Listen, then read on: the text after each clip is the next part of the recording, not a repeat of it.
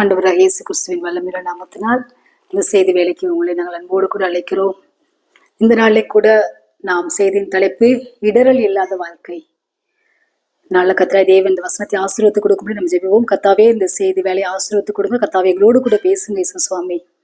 நாங்கள் கேட்கிற வசனங்களின்படி அப்பா நடப்பதற்கு எங்களுக்கு பரிசுத்த ஆவியானவர் கிருபை பாராட்டுவீராக. இயேசு கிறிஸ்துவின் வல்லமையுள்ள நாமத்தில் ஜெபிக்கிறோம் நல்ல பிதாவே, ஆமென். நம்முடைய தேவாதி தேவன் நம்ம எந்த சூழ்நிலையிலையும் நாம் இடறிவில்லாதபடி அவர் நம்மை பாதுகாக்கிற தேவனா இருக்கிறார். என் கால் சறுக்குகிறது என்று சொல்லும் பொழுது கர்த்தாவே உடைய கிருபை என்னை தாங்குகிறது என்ற வசனத்தின்படி அவருடைய கிருபை நம்மை தாங்கி செல்கிறதா இருக்கிறது. யூதா 1 வாசிக்கிறோம், வலுவாதபடி உங்களை காக்கவும் மிகுந்த மகிழ்ச்சியோடு அவருடைய சன்னிதானத்திலே மாசற்ற நிறுத்தம் வல்லமை உள்ளவர் என்று சொல்லி நாம் வாசிக்கிறோம். ஆமென். முதலாவது நம்முடைய தேவா தேவன் நாம் வழுகி போகாதபடி, நாம் இடறி போகாதபடி நம்மளை பாதுகாக்கிற தேவனா இருக்கிறார். பாதுகாத்து நம்மளை பரிசுத்தமுள்ளவர்களாய் அவருடைய சன்னிதானத்தில் நிறுத்த வல்லமையுள்ள தேவனா இருக்கிறார். அதனால் நாம் விசுவாசிக்க வேண்டிய முதலாவது காரியம், நான் ஒரு இடரலற்ற ஒரு வாழ்க்கை வாழும்படி பரிசுத்த ஆவியானவர் அவர்களுக்கு உதவி செய்கிறார். அவர் எந்த சூழ்நிலையிலும் விழுந்து விடாதபடி, நான் மற்றவர்களுக்கு இடரலாய் இல்லாதபடி அவர் என்னை பாதுகாக்கிற தேவனா இருக்கிறார் என்று நாம் கர்த்தரை நம்பும் பொழுது, விசுவாசிக்கும் பொழுது, அதை அறிக்கையிடும் பொழுது அவர் நம்மை நிச்சயமாவே நாம் வழுவி விழுகாதபடி, பாவத்துல விழுந்து விடாதபடி, சோதனைகளை விழுந்து விடாதபடி, துன்பங்கள்ல நாம் அமிழ்ந்து போகாதபடி அவர் நம்மை பாதுகாக்கிற தேவனா இருக்கிறார். சங்கீதத்துல நாம் வாசிக்கிறோம், சங்கீதம் 119 சங்கீதத்துல 165 வசனத்தை வாசிக்கிறோம், வேதத்தை நேசிக்கிறவர்களுக்கு மிகுந்த சமாதானம் உண்டு, அவர்களுக்கு இடரல் இல்லை. ஆமீன். கர்த்தருடைய வேதத்தை யாரெல்லாம் நேசிக்கிறாங்களோ அவங்களுக்கு மிகுந்த சமாதானம் உண்டு, அவர்களுக்கு இடரல் இல்லை.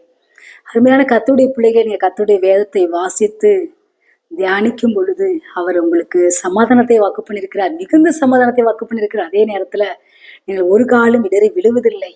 வாலிபன் தன் வழி அதனால் சுத்தம் பண்ணுவான், வசனத்தின்படி தன்னை காத்துக் கொள்கிறதா தானே. ஆமீன். கர்த்தருடைய வசனங்கள் நம்மை பரிசுத்தப்படுத்துகிறதா இருக்கிறது. கர்த்தருடைய வசனங்கள் நாம் நடக்க வேண்டிய வழியை நமக்கு சொல்லித் தருகிறதா இருக்கிறது. கர்த்தருடைய வசனங்கள் நம்மை செம்மையான வழியில் நடத்தி செல்கிறதா இருக்கிறது. சங்கீதம் 32:8 வாசிக்கிறோம், நான் உனக்கு போதித்து நடக்க வேண்டிய வழி உனக்கு காட்டுவேன், உண்மையில் என் கண்ணை வைத்து ஆலோசனை சொல்வேன். நாம் நடக்க வேண்டிய வழியை காட்டுகிறது. இடரில் இல்லாத வாழ்க்கைக்குள்ளாக நாம் வாழ வேண்டும் என்றால், எந்த சூழலும் விழுந்து போகாமல் நாம் இருப்பதற்கு கர்த்தருடைய வேதம் நமக்கு உதவி செய்கிறதா இருக்கிறது. கர்த்தருடைய வேத வசனத்தை நீங்கள் நேசியுங்கள், வாசியுங்கள், தியானியுங்கள். அதன் மூலமாக கர்த்தர் உங்கள் ஆத்மாவை பலப்படுத்துகிற தேவனா இருக்கிறார், உங்களை உயிர்ப்பிக்கிற தேவனா இருக்கிறார், உங்கள் ஆத்மாவில் பலன் தந்து தைரியப்படுத்துகிற தேவனா இருக்கிறார். கர்த்தருடைய வார்த்தையில் இருக்கிற ஜீவன் உங்களுக்குள்ளாய் கடந்து போய் அது பெரிய காரியங்களை செய்கிறதா இருக்கிறது. உங்களை ஒரு வலுவாதபடி கர்த்தருடைய வசனங்கள் உங்களை பாதுகாத்துக் கொள்கிறதா இருக்கிறது. அடுத்ததாக பரிசுத்த ஆவியானவர் நமக்கு உதவி செய்கிற தேவனா இருக்கிறார். பரிசுத்த ஆவியானவர் நம்ம இடரில்லாத ஒரு வாழ்க்கைக்கு நேரம் நடத்துகிற தேவனா இருக்கிறார். சில வேளைகளில் நமக்கு சில உபதேசங்கள், இந்த உபதேசங்கள் கர்த்தரிடத்திலிருந்து வந்ததா அல்லது பிசாசிலிருந்து வந்ததா அல்லது தீர்க்க தரிசனங்கள், கள்ள தீர்க்க தரிசனங்கள், சரியான தீர்க்க தரிசனங்களை ஐடென்டிஃபை பண்ணுவதற்கு பரிசுத்த ஆவியானவர் உதவி செய்கிறார். சரியான உபதேசங்கள் நாம் நடப்பதற்கு அவர் நமக்கு உதவி செய்கிறார். பரிசுத்த ஆவியானவர் நம்மளுக்கு உதவி செய்து நமக்கு இடரில் இல்லாத ஒரு வாழ்க்கைக்கு நாளாய் நம்மை அவர் நடத்துகிற தேவனா இருக்கிறார். அடுத்தாக சோதனை விழுந்து போகாமல் இருப்போம் என்றால், இடரலில் அற்ற ஒரு வாழ்க்கைக்கு நாம் செல்ல வேண்டும் என்றால், நாம் கர்த்தரோடு கூட நல்ல ஐக்கியத்தில் இருக்கும்போது, நாம் கர்த்தரிடத்துல ஜெபிக்கும் பொழுது சோதனைக்கு உட்படாதபடி விழித்திருந்து ஜெபியுங்கள் என்ற வசனத்தின்படி நாம் அப்படியே விழித்திருந்து ஜெபிக்கும் பொழுது கர்த்தர் நம்ம இடரில் இல்லாத ஒரு வாழ்க்கைக்கு நடத்துகிறார்.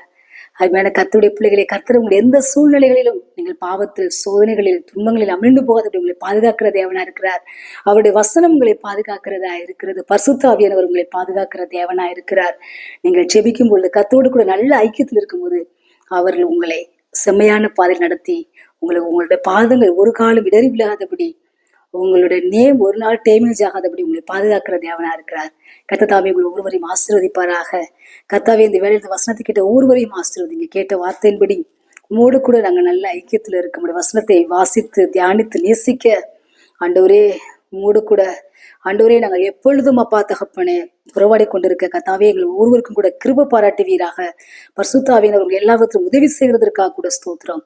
உண்மையை நம்பி இருக்கிறோம். இயேசு கிறிஸ்துவின் வல்லமையுள்ள நாமத்தில் ஜெபிக்கிறோம் நல்ல பிதாவே, ஆமென். கர்த்தாவே உங்கள் ஒருவரையும் ஆசீர்வதிப்பாராக.